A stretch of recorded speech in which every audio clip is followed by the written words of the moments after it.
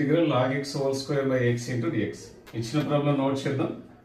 ఈ ప్రాబ్లంను ఈ విధంగా నోట్ చేసుకుందాం. First integral log x whole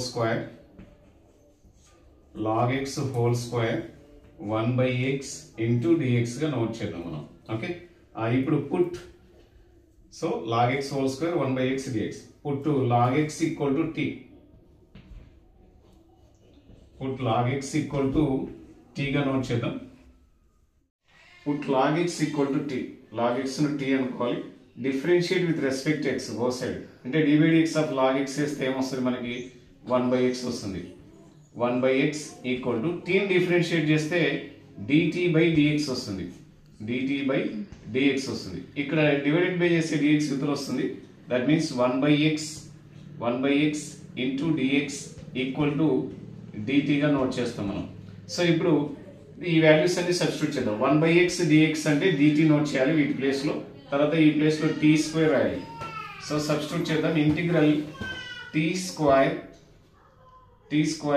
into dt. According to formula, we can apply them. What is the formula? Integral x power n dx.